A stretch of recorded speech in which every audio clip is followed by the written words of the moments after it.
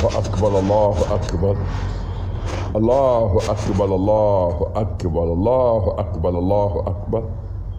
Allahu Akbar, Allahu Akbar. Ashhadu an la ilaha illallah, Allahu Akbar. Allahu Akbar. Assalamu alaikum wa rahmatullahi wa barakatuh. Yes, human beings, mothers. Again, as we are walking along, looking at the beauty of your own integrity, dignities, as well as the duty to you, to your offsprings, as well as to the environment and the societies as Muslim creations. In modern times today, I've got to remind you, mothers, how beautiful you are, how honored you are, as well as the girl child. As a little girl, your celestial obligation is to ensure that you are always aware of your beautiful divine honor, which was honored to you by Allah.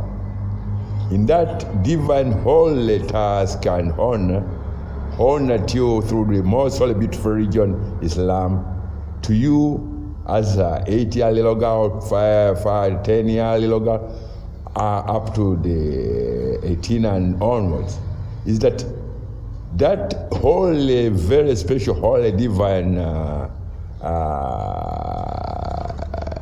duty or task to interpretation of your beauty to the rest of human beings, as well as to your offsprings and your societies as Muslims, is that always be reminded, and it's an obligation of a celestial interpretation, that whether you as an individual, you recognize it, how honored you are, or Mother Nature and other living community members in your societies will always compliment of that most holy, divine holy interpretation of the divine honor and task which we are honored to every girl child and every mother, because it's you, the mothers.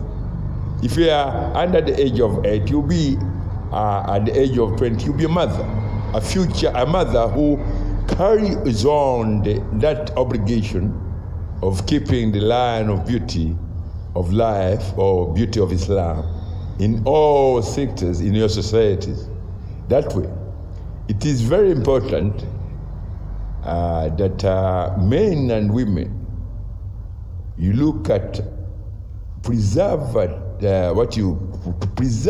protect the genetics, the beauty, the integrity, whereby you as an individual, when you wake up and rise, let's say you are 80 years old today, grandma, but you are able to rise without any difficulty, without any pain anywhere in your body.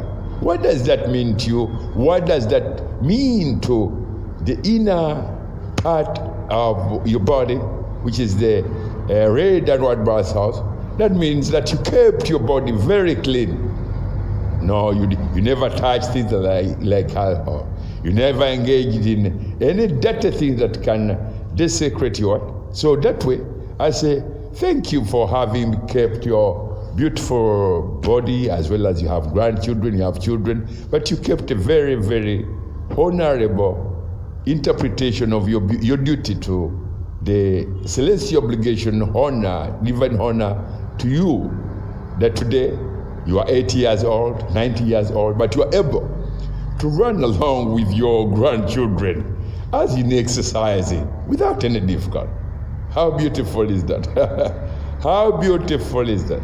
So that way, it is required of every woman, every mother, every little girl out there to recognize that beauty, that the religion, the true, beautiful, most holy, beautiful religion of every red and white blood cell in your body, which constructs every muscle tissue in your body or in your body, is Islam.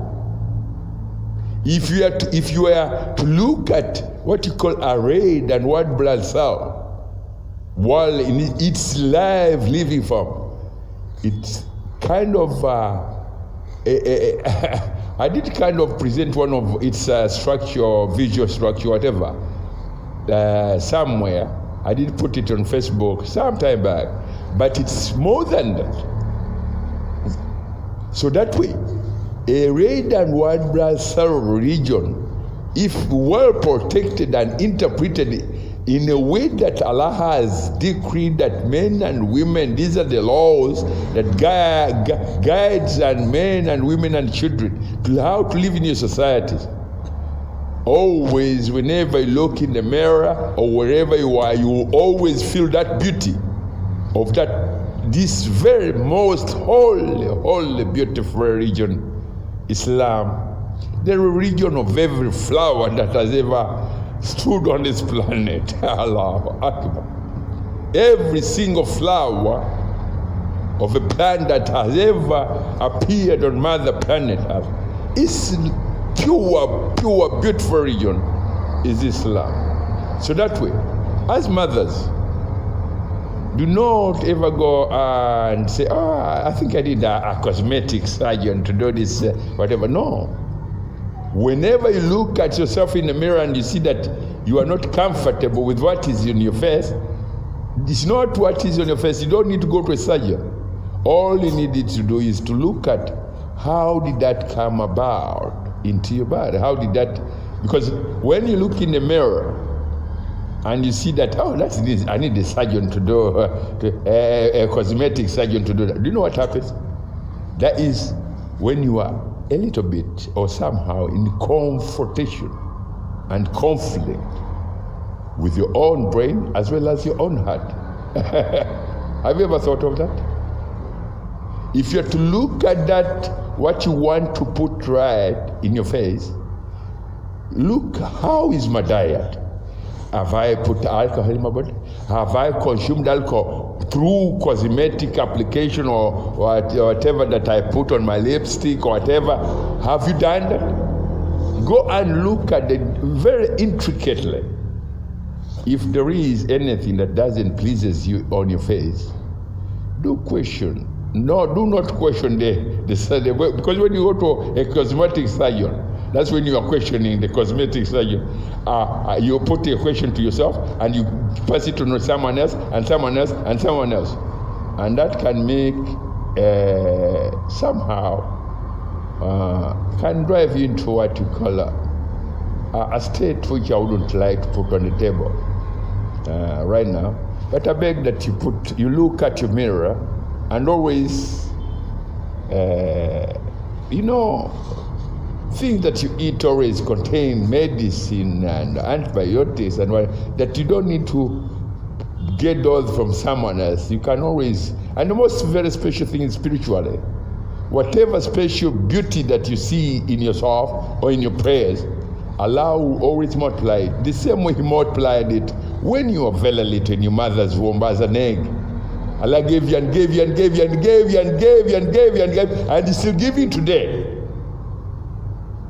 So that way, this very special interpretation may make you not look at a cosmetic surgeon as your savior or as your whatever, but as look at your prayers, your interaction, your smile. You can easily always make your smile come back to its beauty if you are in a position to remember how at one very single time when you are 1 day old, when you couldn't lift your lips to put them on your mother's breast, you couldn't lift yourself, you couldn't crawl, you were just waiting for favors.